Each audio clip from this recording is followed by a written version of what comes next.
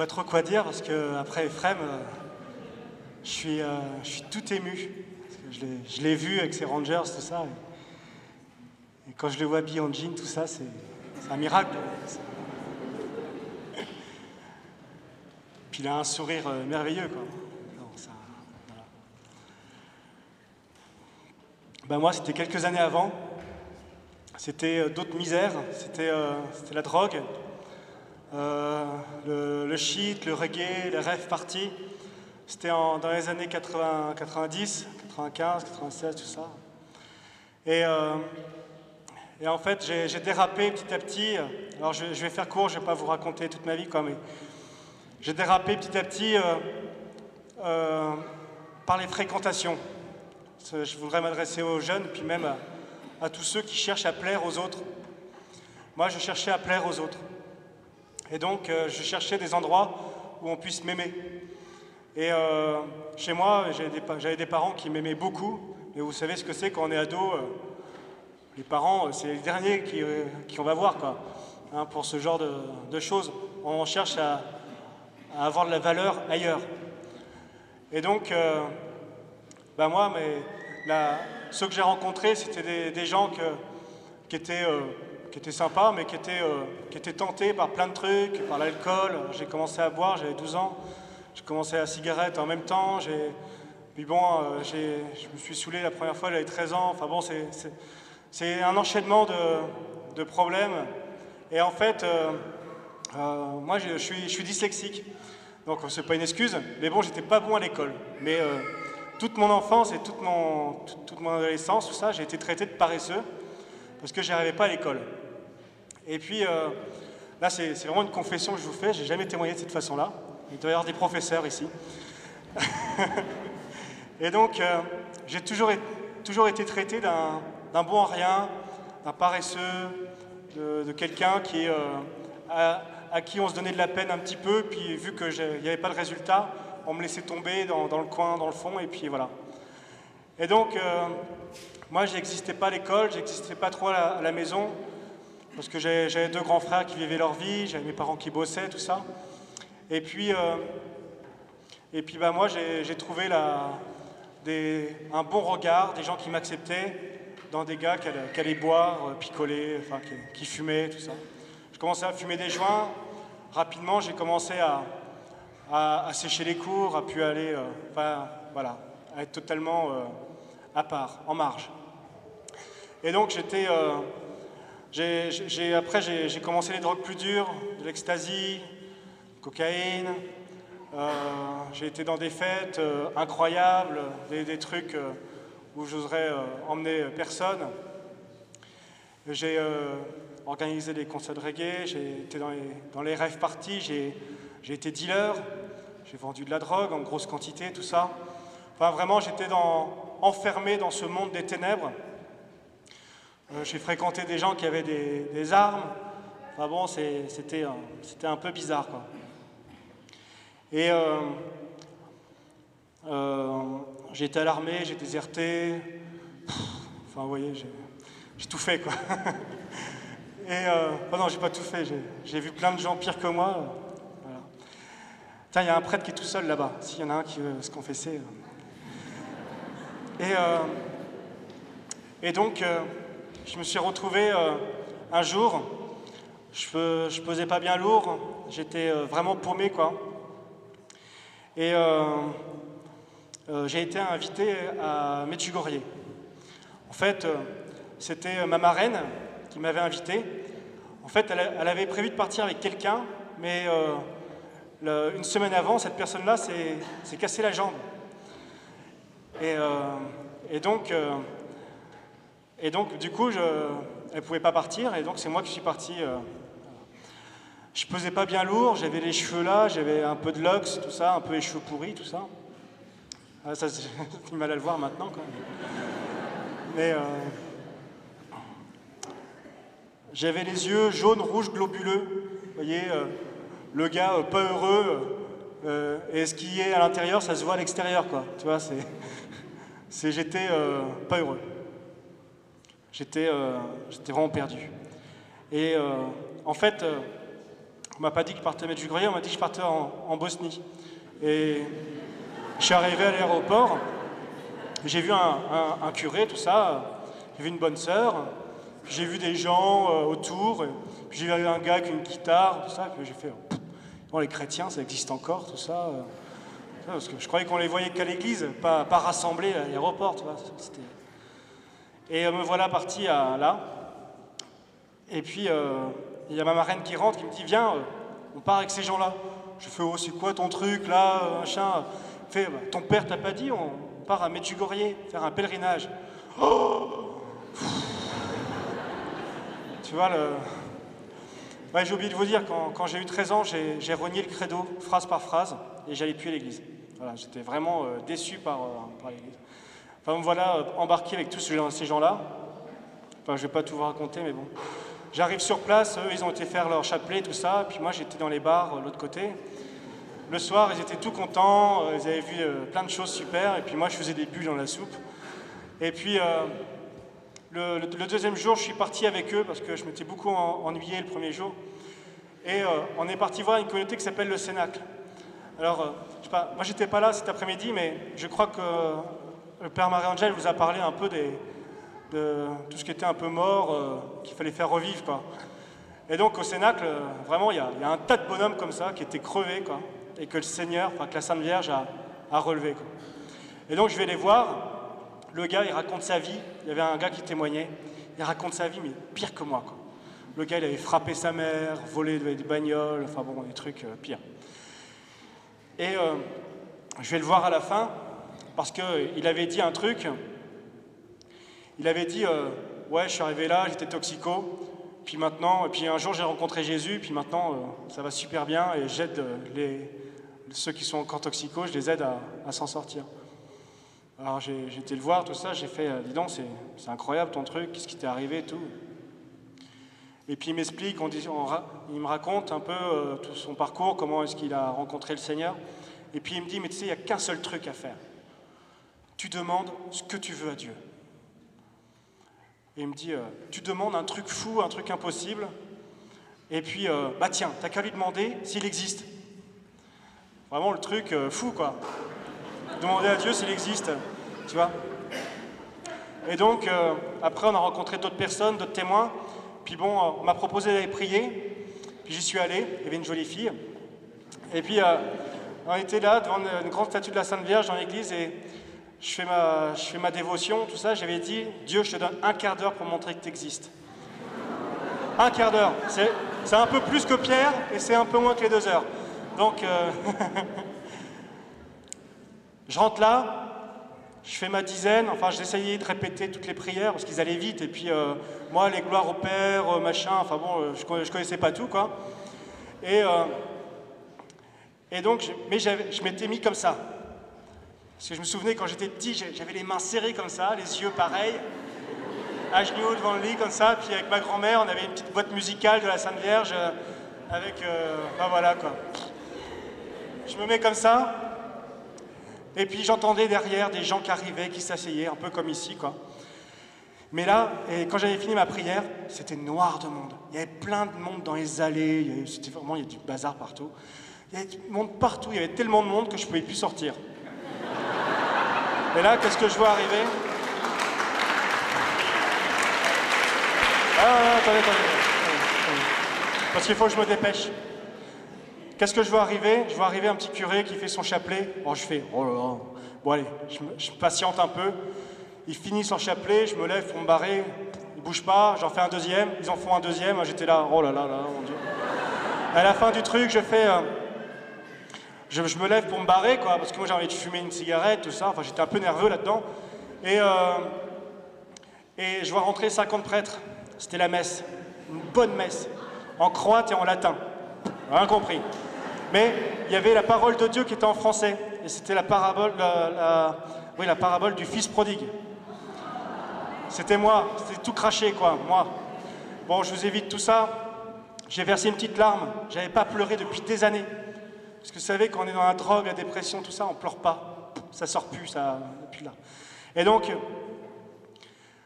je verse une petite larme, et puis il y a le moment de la communion. Alors tout le monde se met à la queue leu comme ça, là, en rang, le prêtre il arrive, Corpus Christi, Corpus Christi, Corpus Christi. Il arrive devant moi, il fallait voir ma tête. J'avais des cernes jusque sous le nez, j'avais les cheveux en pétard, tout ça, etc.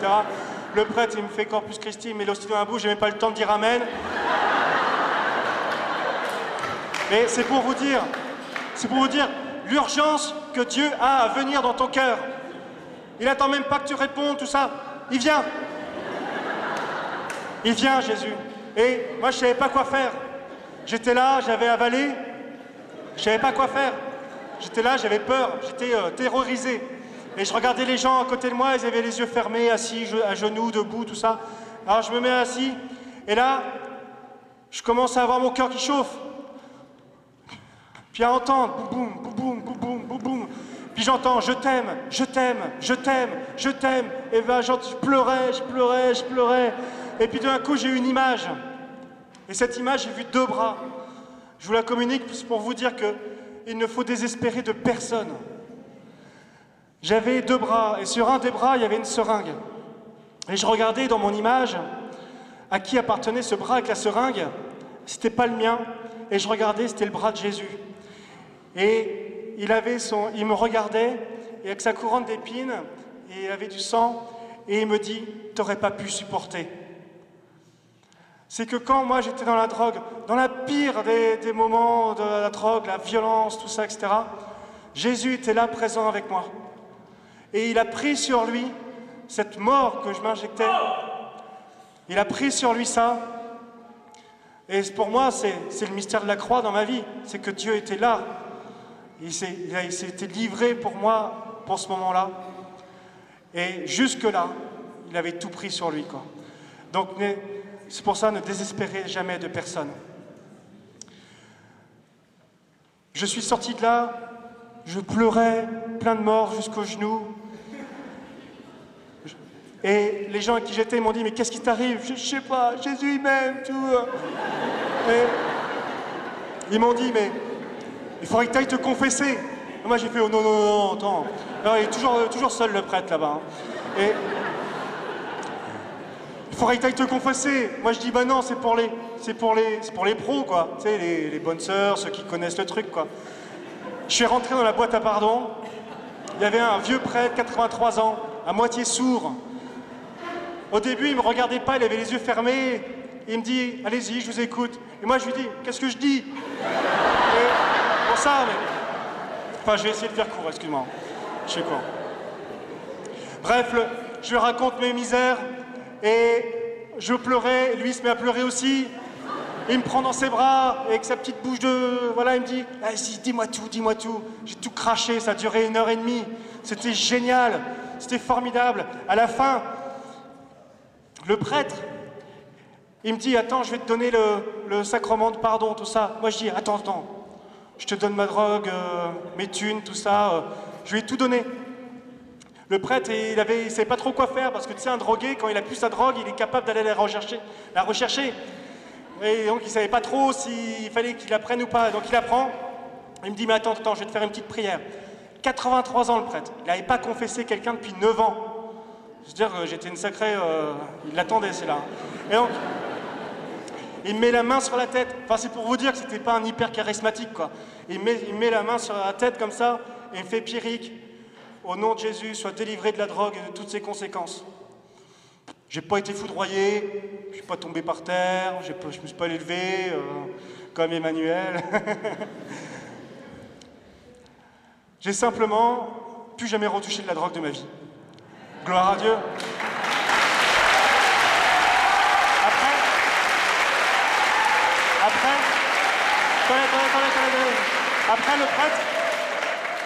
Après le prêtre, il m'a dit les plus doux mots que je connaisse, moi, c'est « Et moi, au nom du Père, je te pardonne tous tes péchés. » Au nom du Père, du Fils et de l'Esprit. C'est merveilleux d'entendre ça. J'étais me confesser tout à l'heure à midi. J'ai entendu ça, j'ai pleuré comme une madeleine en dessous. Faut y aller, quoi. Faut les user, les curés. Hein. Allez-y. Hein. Et donc, je me suis retrouvé... Excusez-moi.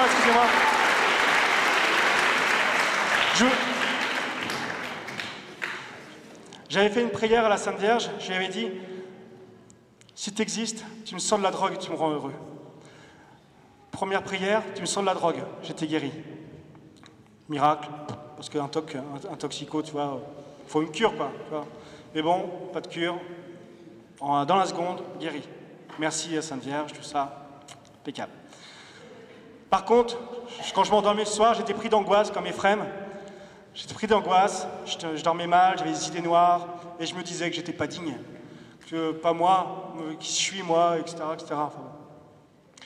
Et donc, on a été allé voir un prêtre, qui s'est occupé de tout ça à Medjugorje, là. Et il a fait sa prêche, j'ai rien compris. Mais on m'avait dit qu'il fallait absolument qu'il me bénisse, que sa bénédiction était forte. Enfin, bon, moi j'ai écouté, quoi, et donc j'ai été au premier rang. Et au moment c'était le Père Yozo, et il s'avance devant moi pour me bénir. Non, pour bénir tout le monde. Il passe, tout ça, j'ai vu quelqu'un tomber par terre, j'ai fait c'est quoi ce truc-là? Attends, fou. Et puis j'ai vu quelqu'un se mettre à pleurer, tout ça, enfin bon, c'était vraiment là. Puis il arrive devant moi, il me fait un grand sourire, puis il me bénit pas, il passe à l'autre à côté, qui bénit, il tombe par terre. J'ai fait. Puis je me suis dit, ah, il a dû voir que j'étais pourri, quoi. Il a dû voir que j'étais sale, que j'étais nul, tout ça, etc. Et à la fin, il y a une petite sœur qui traduisait, et puis elle vient me voir, et elle me dit, viens, le Père Yozo, il veut te voir. Moi, je dis, non, chier, enfin, pardon. Enfin, voilà. Et donc, me voilà embarqué par la petite sœur, c'est ce que femme veut, Dieu veut. Et donc, me voilà embarqué, et je vois le Père Yozo, les bras en croix comme ça, dans l'église, et il me dit, viens mon petit pécheur. Il me prend dans ses bras comme ça, et j'ai eu un autre miracle, j'avais une jambe raide avant, la jambe gauche, là. J'avais un accident de voiture et je boitais. Normalement, je boitais longtemps, quoi. Et le prêtre a prié pour moi et je suis tombé à genoux. Je suis tombé dans le repos du Saint-Esprit. Et puis là, j'ai vécu une expérience intime avec le Seigneur. Je ne vais pas vous le raconter, parce que c'est trop long. Mais ça m'a vraiment réjoui. Ça m'a vraiment mis dans la joie. Mais j'avais toujours les idées noires. J'avais une effusion du Saint-Esprit dans cette joie que le Seigneur m'avait donnée. Mais elle était pas encore assez forte pour chasser tout. Et des fois, on dit, je sais qu'il y en a qui disent, ah moi j'ai déjà reçu l'effusion du Saint-Esprit, c'est bon quoi, je suis béni quoi. Non, l'effusion du Saint-Esprit, c'est tous les jours. Amen, il y en a un qui suit. Tous les jours l'effusion du Saint-Esprit. Tu te lèves, tu dis, viens Saint-Esprit quoi. Hein? Et où vient Jésus, où vient très sainte Vierge Marie. Hein, parce que là où est la Vierge Marie et l'Esprit Saint, un petit grille Montfort, tout ça. Bref, je me retrouve au pied de la croix, une grande croix en haut d'une montagne. J'étais une petite croix blanche là. Et là, j'ai reçu une effusion de l'Esprit Saint. Je commence à avoir chaud au cœur. Boum, boum, boum, boum, boum, boum. Je t'aime, je t'aime, je t'aime. J'ai du mal à respirer, tout ça. J'ai commencé à avoir chaud à la tête, chaud au dos, chaud aux mains, chaud aux jambes, chaud partout. Je suis retombé dans le repos du Saint-Esprit. Quand je me suis réveillé, il faisait nuit. J'étais tout seul. Il fallait descendre de la montagne. Mais le truc, c'est que j'étais plus le même. J'avais été vraiment envahi par ce feu d'amour. C'était comme... je ne sais pas si je peux dire le mot. C'était comme une tornade d'allégresse. Vous savez, parce qu'il y a des événements dans le Nord, là, ils ont une tornade, là. Mais c'était comme une tornade d'allégresse qui m'avait visité. Et tout ce qui n'était pas de Dieu, balayé, quoi. Je suis reparti chez moi. Bah déjà, j'étais transformé, j'avais plus le même visage. Et quand je suis rentré chez moi, j'ai frappé à la porte de mes parents. C'est mon père qui a ouvert, je lui ai demandé pardon pour tout ce que je lui avais fait subir. Ma mère est arrivée, je lui ai demandé pardon. Après, on s'est demandé pardon pendant longtemps. Et on a pleuré. Et puis maintenant, ça va beaucoup mieux. On a pu se réconcilier. Amen. Amen.